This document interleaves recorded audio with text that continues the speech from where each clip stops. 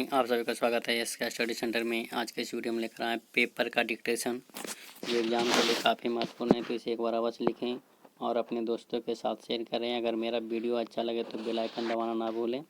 Ready, last ready and start. Paschim Bangal की मुख्यमंत्री ममता बनर्जी का यह कहना झूठ की पराकाष्ठा ही है कि उनके राज्य में कहीं कोई राजनीतिक हिंसा नहीं। चुनाव बाद जिस राजनीतिक हिंसा में दर्जनों लोग मारे गए और सैकड़ों पलायन करने के लिए बाध्य हुए, उससे सिरे से इनकार करना देश की आँखों में धूल झोंकने जैसा है। ममता बनर्जी इस कोशिश में कामयाब नहीं होने वाली, क्योंकि राजनीतिक हिंसा के कुछ मामले सुप्रीम कोर्ट भी पहुंच गए हैं।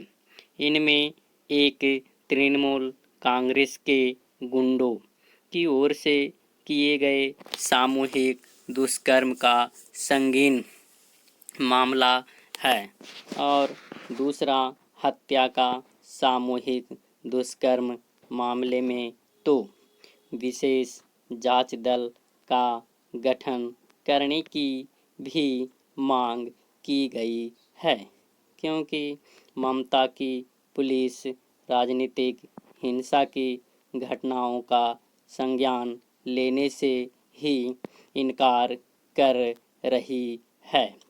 बंगाल पुलिस का ऐसा आचरण शर्मनाक तो है, लेकिन हैरान इसलिए नहीं करता क्योंकि वह पहले दिन से तृणमूल कांग्रेस के कार्यकर्ताओं की तरह से व्यापार कर रही है।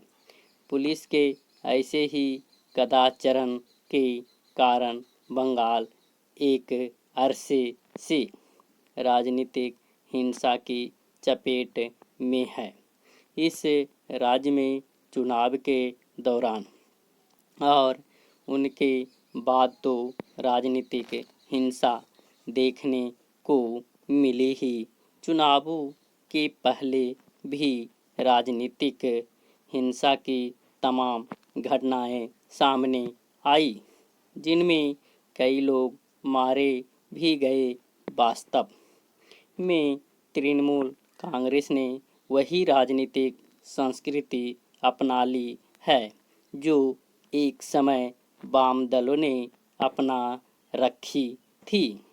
अच्छा होगा कि ममता बनर्जी यह स्मरण करें कि वाम दलों का क्या ह्रास हुआ।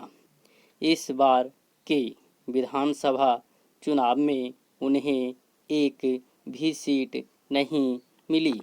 यह लज्जाजनक है कि तीसरी बार सत्ता में आई ममता बनर्जी राजधर्म की खुली अनदेखी करने के साथ पूरी तरह निरंकुश दिख रही है।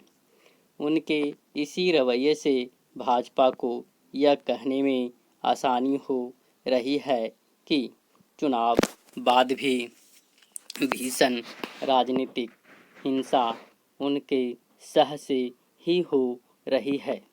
ममता बनर्जी कुछ भी दावा करें, वह यह नहीं भूल सकती कि कुछ समय पहले खुद उन्होंने राजनीतिक हिंसा में मारे गए लोगों के स्वजनों के लिए मुआवजे की घोषणा की थी। ममता सरकार के मनमानेपन और अड़ियल रवैये को देखते हुए सुप्रीम कोर्ट के लिए यह और आवश्यक हो जाता है कि वह बंगाल की राजनीतिक हिंसा का संज्ञान ले।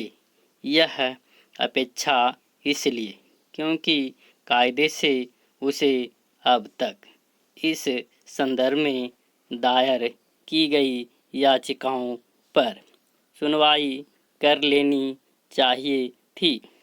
बंगाल की राजनीतिक हिंसा के मामले में केंद्र सरकार की भी यह जिम्मेदारी बनती है कि वह अपने स्तर पर कुछ कदम उठाए, क्योंकि वहाँ जो कुछ हो रहा है वह भारतीय राजनीति और लोकतंत्र के लिए कलंक ही है।